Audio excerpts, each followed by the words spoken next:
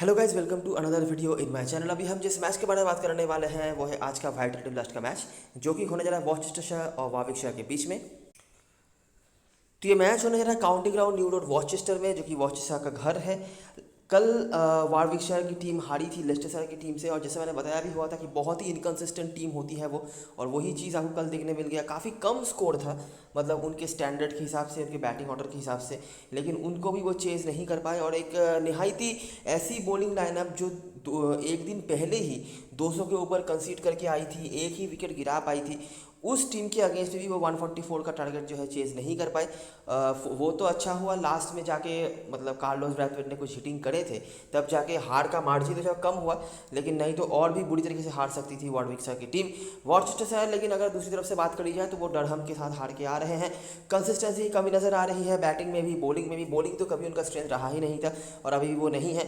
Batting में बहुत ज़्यादा डिपेंडेंसी वो दो प्लेयर्स के ऊपर कर रहे हैं, ब्रेट डी ओलिवेरा और कॉलिन मनरो। हालांकि इस मैच से एक और बड़े प्लेयर का इंक्लूजन होने जा रहा है, जो रहने ना रहने में बहुत डिफरेंस होता है वॉचेस्टर की टीम में।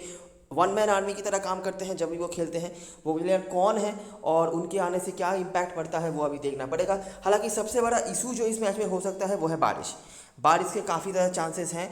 और अगर मैच मतलब 11:30 या 11 के टाइमिंग में शुरू होता तो शायद आपको मैच देखने मिल भी जाता, लेकिन यहाँ पे मुझे चांसेस बहुत कम नज़र आ रहे हैं। बारिश के काफ़ी चांसेस हैं, लेकिन 7 बजे का मैच ही दिया गया है तो अभी क्या ही कर सकते हैं। वॉचेस्टर के मैचेस हमने अभी तक कवर नहीं करे हैं, तो उनके बारे में थोड़ी बातें मैं अगर करूँ तो ये है कि इनके बैटिंग में कुछ टैलेंट्स हैं जो आपको कुछ मैचेस में, एक आध मैचेस में परफॉर्म करते दिख जाएंगे, लेकिन पिछले सीजन से जो कंसिस्टेंटली कुछ ना कुछ कर रहे हैं बैटिंग से और कभी कभार बॉलिंग से भी, वो है ब्रेट डी ओलिवेरा। इसके अलावा बेन कॉक्स जो इनके कीपर हैं, कैप्टन भी हैं, उन्होंने कुछ कंट्रीब्यूशंस कर रखे हैं। इसके अलावा अगर हम कंसिस्टेंसी की बात करें तो हमें नहीं देखने मिलता है। कभी जेक लिब्बी परफॉर्म करते थे, कभी जैक हेनेस का परफॉर्मेंस आता था। अभी इस सीजन में कॉलिन मनरो को बुलाया गया है तो वो काफ़ी कंसिस्टेंट नजर आ रहे हैं, हर मैच में कुछ ना कुछ कंट्रीब्यूशंस कर रहे हैं। तो ये इनकी बैटिंग की हालत है, और बॉलिंग कभी भी इनकी स्ट्रेंथ नहीं रही है। इनके तरफ से 3-4 बॉलर्स होते हैं, जैसे कि Pat Brown, Dillon Pennington, Charlie Morris, पिछले सीजन में बेन द्वाशुइश, इस सोधी, इनको भी उन्होंने लिया था, फिर भी उनकी बॉलिंग इंप्रूव नहीं हुई। और ये हर सीजन में ही एक मैच ऐसा ज़रूर आता है इन बॉलर्स का जहां पर ये अनएक्सपेक्टेडली बंचेस में विकेट लेके चले जाते हैं। मतलब विकेट्स भले ही ले, लेकिन उसका कोई इफेक्ट इनका पड़ता नहीं है, लेकिन कभी कभी ऐसे मैचेस वो निकाल के लेते हैं जहां पे वो बंचेस में विकेट निकाल के जाते हैं। इनमें से थोड़ा ज़्यादा कंसिस्टेंट आप पैट ब्राउन को कह सकते हैं, काफ़ी सालों से वो खेल रहे हैं। इसके अलावा जितने बॉलरों के मैंने नाम बताए, इनका वन मैच परफॉर्मेंस आपको देखने मिलेगा। विकेट शायद एकाध एकाध करके भी है, लेकिन बंचेस से विकेट लेके वो चले जाएंगे जब शायद इनका परसेंटेज भी उतना हाई कुछ नहीं हो। ठीक है, तो ये सीन रहता है वॉचेस्टर की टीम में। जनरली बैटिंग हेवी टीम रहती है, लेकिन बैटिंग में भी अभी रिसेंट सालों में कंसिस्टेंसी बहुत कम नज़र आ रही है। अगर हम आखिरी 5 मैचों की बात करें तो वाविकशायर यहाँ पर, जैसे कि आप एक्सपेक्ट कर भी सकते हैं, 3-2 से आगे हैं। वॉचेस्टर ने कुछ यहाँ पर हालांकि कम बैक करे रखे हैं। इस ग्राउंड पे रिकॉर्ड्स की बात करें तो पिछले सीजन में वो ज़्यादा से ज़्यादा मैचेस जीते हैं, जो बहुत ही मतलब यूनिक बात है, जो जनरली वॉचेस्टर को इतना कंसिस्टेंट होते हुए देखते नहीं हो। क्योंकि उसके पहले वाले सीजन में अगर आप देखोगे तो 4 में से 4 मैच वो हारे थे, लेकिन पिछले सीजन में 5 मैचेस के जो रिजल्ट आए थे वहाँ से वो 4 मैच जीते थे और एक ही मैच उनको हारना पड़ा था। अब एक बार देख लेते हैं कि जब ये दोनों टीमें आमने सामने हुई हैं आखिरी 5 मैचों में तो क्या क्या चीज़ हमें देखने मिला है। तो इतना तो आप समझ सकते हैं कि वॉचेस्टर की टीम एक बैटिंग हैवी टीम रहती है और बॉलिंग उनकी स्ट्रेंथ रही नहीं, तो वारविकशायर की तरफ से भी आपको उनकी बैटिंग का जो है अच्छा साइड देखने मिल जाता है। तो देखते हैं क्या होता है, ऐसी ही चीज़ें होती हैं या नहीं। बर्मिंघम पे मैच हुआ, बर्मिंघम ने घर पे मैच हुआ था, मतलब वारविकशायर के घर पे। इन्होंने अच्छा स्कोर करा था। सैम हेन धमाकेदार रिकॉर्ड होल्ड करते हैं इस फिक्सचर में। खिलाया नहीं गया है आखिरी 2 मैचेस में, पता नहीं मुझे क्यों, लेकिन बहुत ही अच्छा रिकॉर्ड है इनका। बाकी होज और बर्जेस, बर्नार्ड के यहाँ पर विकेट्स हैं पेनिंगटन के साथ। वॉचेस्टर ने बहुत इजीली चेस कर लिया, जिसको लीड करा था रिकी वेसेल्स ने, जो अभी इस टीम के होकर नहीं खेलते हैं। लेकिन मामला यह है कि एक हाई स्कोरिंग एनकाउंटर हमें देखने को मिला और उतना खास कुछ बॉलरों के लिए था नहीं, और 184 के टारगेट को भी काफ़ी इजीली चेस कर लिया वॉचेस्टर की टीम ने। अगला मैच ये हुआ था वॉचेस्टर के घर पे। वॉचेस्टर ने यहाँ पर बना था 178, फिर से high score. Libby, Ben COX, इसके अलावा ओली स्टोन और ब्रूक्स, ये कोई भी अभी खेल नहीं रहे हैं। बर्मिंघम ने इसको चेस कर लिया, फिर से हाई स्कोरिंग एनकाउंटर, फिर से 180 के ऊपर का टारगेट, 180 के आसपास का टारगेट जो कि चेस हो गया। फिर से होज और हेन, ये दोनों नाम आपको दिख रहे हैं। बाकी रॉब येट्स, इन्होंने भी कुछ परफॉर्म करे थे। अगला मैच और दूसरा मैच बर्मिंघम में हुआ। यहाँ पे भी बर्मिंघम की बैटिंग अच्छी रही। फिर से येट्स के कुछ स्कोर्स हैं, हेन और डैन माउसली जो अभी खेल नहीं रहे हैं। बाकी बॉलरों में से बर्नार्ड और ये कुछ बॉलर्स हैं, इन्होंने एक एक करके विकेट निकाला। वॉर्चेस्टर चेज नहीं कर पाई, लेकिन बैटिंग उनका उतना बुरा नहीं था। जहाँ पर ब्रेट डी ऑलिवियर आपको दिख जाते हैं और ये कुछ बॉलर्स से जिन्होंने विकेट्स निकाले। अगला मैच और आखिरी मैच जो वॉर्चेस्टर में हुआ था, वॉर्चेस्टर ने यहाँ पर बनाया था 174। कंसिस्टेंटली यहाँ पर स्कोर्स बन रहे हैं। 163 सबसे लोएस्ट अभी तक चल रहा है, उसके ऊपर ही मामला गया है। 180 के भीतर ही रह रहा है, उसके ऊपर नहीं। ब्रेट डी ऑलिवेरा वापस से, बेन कॉक्स, बाकी ये कुछ बॉलर से। और बर्मिंघम जैसे मैं हमेशा कहता हूँ कि काफ़ी इनकन्सिस्टेंट रहती है, तो वो इनकन्सिस्टेंसी यहाँ पर भी थोड़ी देखने मिल गई। 125 रन निपट गया। ऑलिवेरा के 3 विकेट्स भी थे चार्ली मॉरिस के साथ। चार्ली मॉरिस एक और नाम है जो काफ़ी बार इस फिक्चर में नाम आ चुका है। यहाँ पर देखिए 2 विकेट खाते में थे जो लास्ट मैच इस ग्राउंड पर हुआ था। उसके पहले यहाँ पर भी 1 विकेट। उसके बाद अगर हम वॉर्चेस्टर में आए तो यहाँ पे भी उनके खाते में 1 विकेट था। उसके बाद यहाँ पे पहले मैच में नहीं था, उसके बाद से लगातार वो विकेट ले रहे हैं, एक करके ही सही लेकिन है। और लास्ट मैच जो हुआ था बर्मिंघम में हुआ था, यहाँ पर बर्मिंघम ने बना था 169, जहाँ पर हेन वापस से आपको दिख रहे हैं, ब्रैथवेट और ये कुछ बॉलर से। वॉर्चेस्टर चेज नहीं कर पाई लिपी के कुछ स्कोर से, और बाकी ये कुछ बॉलर जिन्होंने परफॉर्म करे। तो मोटा मोटा आप ये कह सकते हैं कि मोर देन एवरेज तो है ही, अब हायर स्कोरिंग इनकाउंटर भी इसको कह सकते हैं।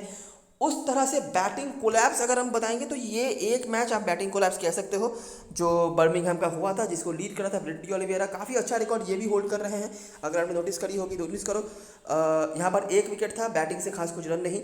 उसके पहले वाले मैच पर 45 रन और 3 विकेट।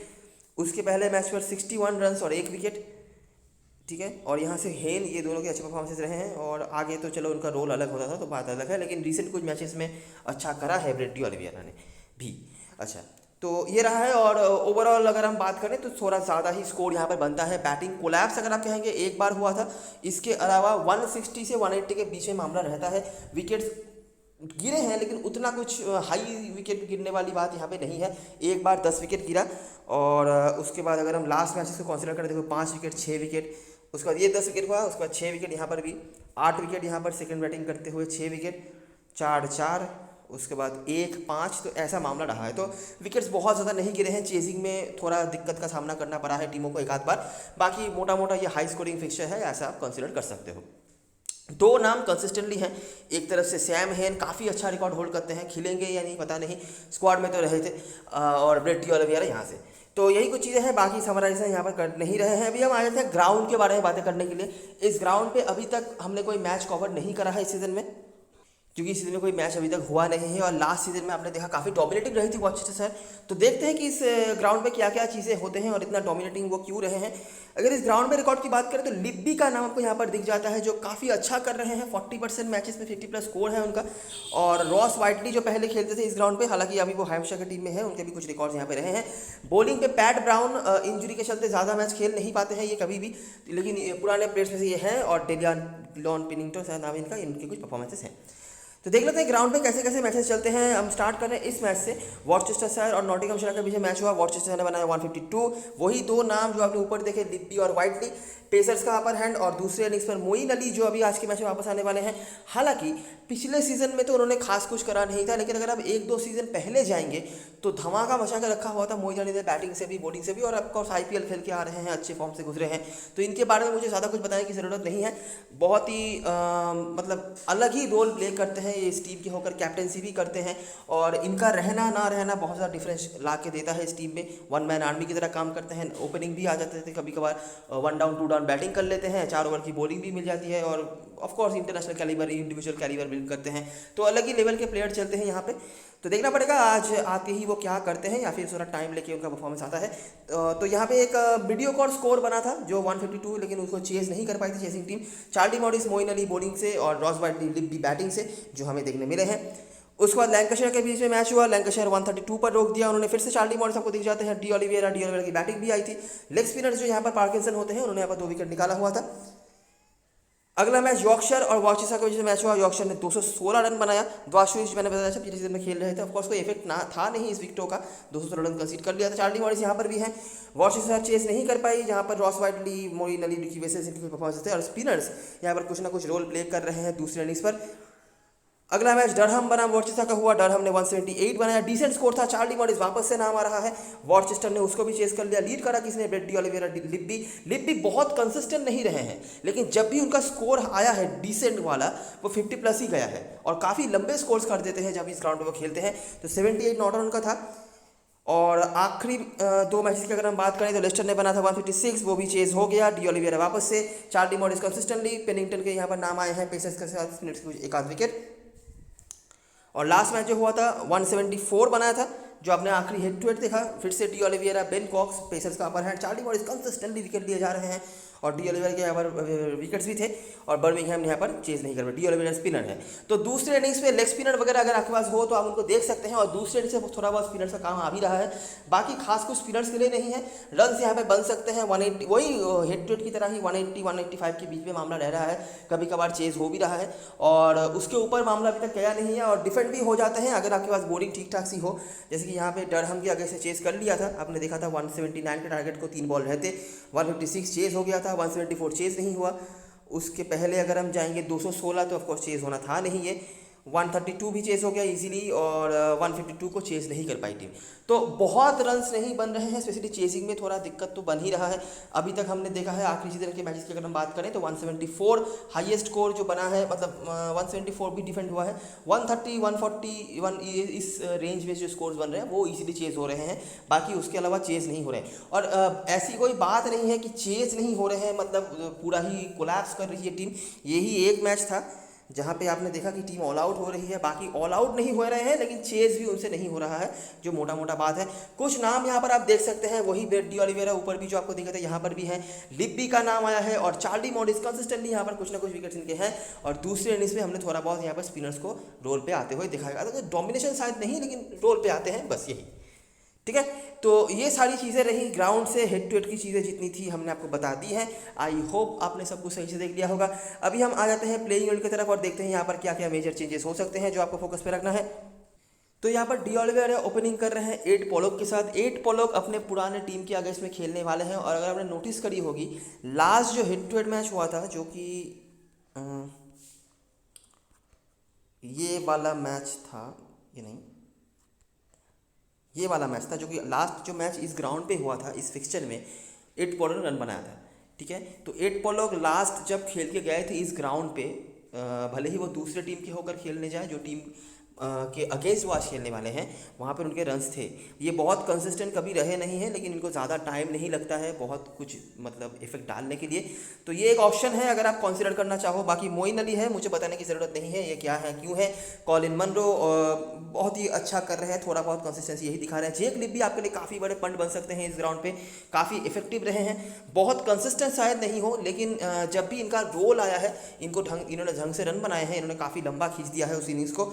उसके बाद Ben Cox, Darren Bravo, Dwayne Bravo, माफ करना मैं खाली नाम पे कंफ्यूज हो जाता हूँ, Ed Barnard, Charlie Morris, Pat Brown और यहाँ पर जॉश बेकर का भी है। लेकिन कहीं ना कहीं मुझे लगता है कि यहाँ पर अगर टीम चाहे तो एक्स्ट्रा बैट्समैन को भी इंक्लूड कर सकती है या फिर एक्स्ट्रा पेस बॉलर को भी इंक्लूड कर सकती है। हालांकि इनके पास यहाँ पे ऑलरेडी 4 पेस बॉलर्स हैं तो शायद नहीं करेंगे और जॉर्ज बेकर खेल भी लेंगे, लेकिन अगर टीम चाहे तो यहाँ पर किसी और प्लेयर को भी इंक्लूड कर सकते हैं, क्योंकि यहाँ पे मोइन अली आ रहे हैं जो आपके लिए स्पिन बॉलिंग का ऑप्शन प्रोवाइड कर देंगे, ब्रेट डिओलिवेरा भी स्पिन बॉलिंग का ऑप्शन प्रोवाइड कर देंगे। तो कहीं ना कहीं जॉर्ज बेकर का मुझे ऐसा कोई रोल यहाँ पे दिख नहीं रहा है।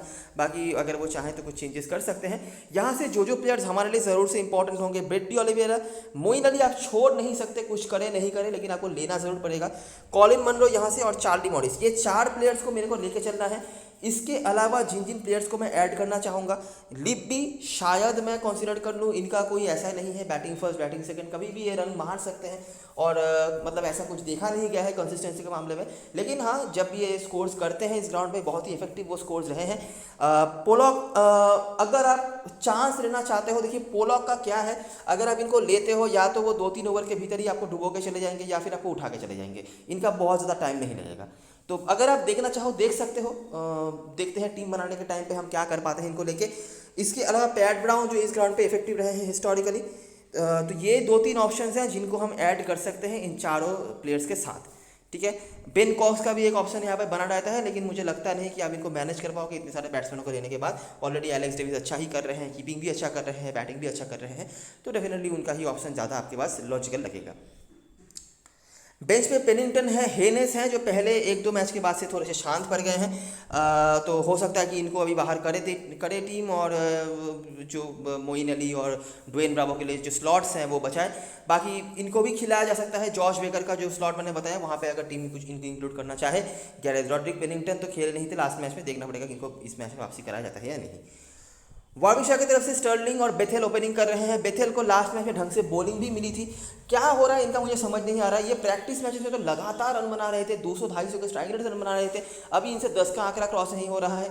पॉल स्टर्लिंग जैसा उनका हर सीजन हर फ्रेंचाइज की तरफ से चलता है वैसा ही है, पहले मैच में रन बनाओ उसके बाद शांत पड़ जाओ, वही इनका चल रहा है। और बेसिकली इतना कंसिस्टेंट वो कभी रहे भी नहीं थे, इसीलिए कोई भी टीम इनको एक साल से ज़्यादा रिटेन भी नहीं करती है।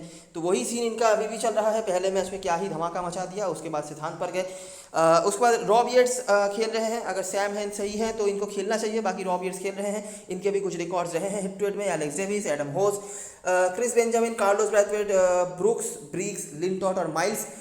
इनमें से देखिए लिंटॉट लेग स्पिनर है, तो आप इनको चाहेंगे कंसिडर ज़्यादा करना, और इनको कभी कभी डेथ ओवर्स में मतलब आखिरी 2-3 ओवर्स में बॉलिंग मिल जा रही है। बाकी खास कुछ तो मुझे यहाँ पर दिख नहीं रहा है, स्पेशली बॉलिंग फर्स्ट में। बॉलिंग सेकंड में डेफिनेटली लिंटॉट को लेना है, और डैनी ब्रिग्स विकेट लेना जानते हैं, ठीक है। ये कैसा भी कंडीशन हो, कुछ भी हो, इनको पता है कैसे विकेट निकालने होते हैं। तो ये दोनों मैच विनर स्पिनर्स होते हैं, तो इसीलिए स्मॉल लीग में इन पे रिस्क लेना मतलब काफ़ी बड़ा रिस्क हो सकता है। बाकी आप देख सकते हो कार्लोस ब्रैथवेट का समझ नहीं आ रहा कि इनका क्या मतलब चल रहा है। ये बॉलिंग ढंग से नहीं करा रहे हैं, बैटिंग भी नीचे आ रहे हैं। पिछले सीजनों में डेथ ओवर्स की बॉलिंग कराते थे, अभी तो वो भी नहीं करा रहे हैं। हर दिन जरूरी नहीं है कि वो स्लॉग में आके हिटिंग करके आपको रन बना के दे, क्योंकि बॉलिंग भी इनको करनी चाहिए मेरे ख्याल से। तो देखना पड़ेगा। बाकी क्योंकि स्पिनर्स काम कर रहे थे, अभी तक उतना कुछ ज़रूरत नहीं पड़ा है। बॉलिंग ठीक ठाक ही रहा है वार्विक की तरफ से, लेकिन मुझे लगता है कि कार्लोस ब्रैथवेट को बॉलिंग से भी थोड़ा रिस्पॉन्सिबिलिटी भी लेना चाहिए। इसके अलावा जो प्लेयर्स की मैं बात करूंगा, डेविस तो चलिए आपके लिए कीपर में हो गया। सैम हैन अगर खेलते हैं डेफिनेटली लेना है, और कैप्टन हसन ऑप्शन भी आपके लिए बन जाते हैं। इसके अलावा मुझे कुछ खास दिख नहीं रहा। पॉल स्टर्लिंग अभी देखिए इनके ऊपर रिस्क लेना मतलब बहुत बड़ा रिस्क हो सकता है, क्योंकि अगर चल गए तो एक तरफा आपको हरा सकते हैं। तो परसेंटेज प्लेयर होंगे, अगर आप ऊपर वो पोलॉक या लिब्बी वाले स्लॉट्स पे कोई रिस्क नहीं लेना चाहते तो आप बिल्कुल पॉल स्टर्लिंग के साथ जा सकते हो। अगर आप वहाँ पे रिस्क लेते हो तो हो सकता है कि पॉल स्टर्लिंग को आपको सैक्रिफाइस करना पड़े। नीचे आएंगे तो ये ब्रिग्स और लिंटॉट का ऑप्शन है। लिंटॉट स्पेशली मैं कहूँगा लेके चल लोगों।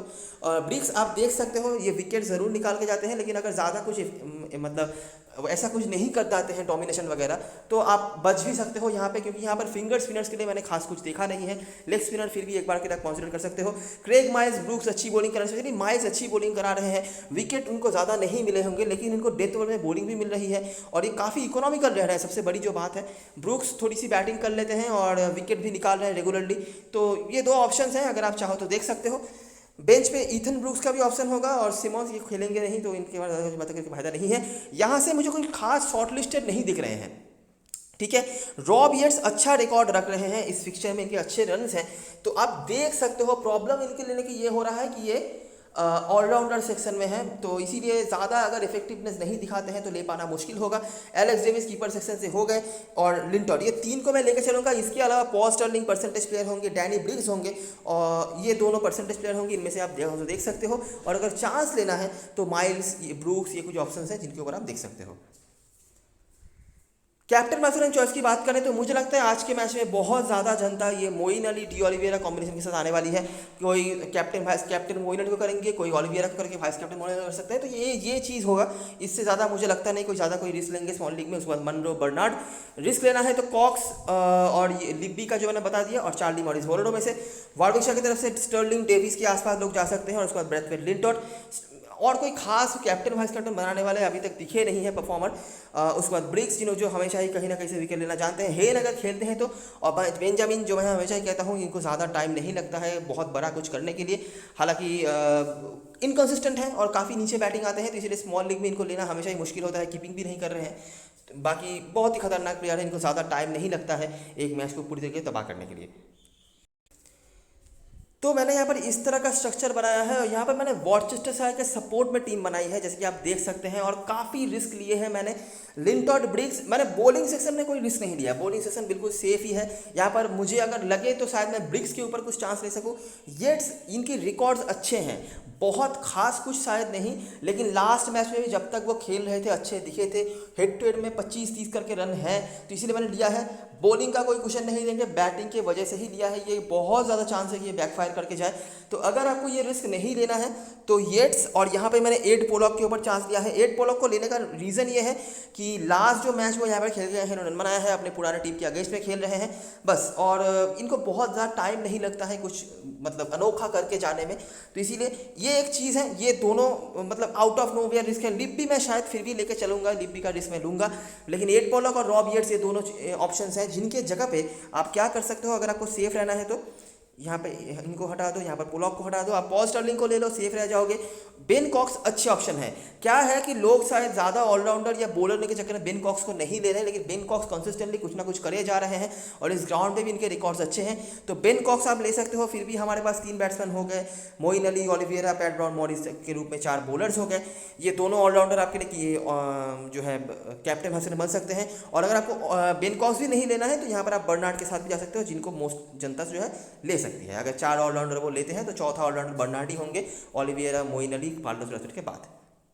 ठीक है, तो ऐसा भी कर सकते हो, ये भी बुरा नहीं लग रहा, ये थोड़ा सेफ ही हो गया। लिब्बी का पंड भी हमारे पास आ गया बस, और यहाँ पर कुछ खास रिस्क नहीं है। ठीक है, तो ये भी आप कर सकते हो।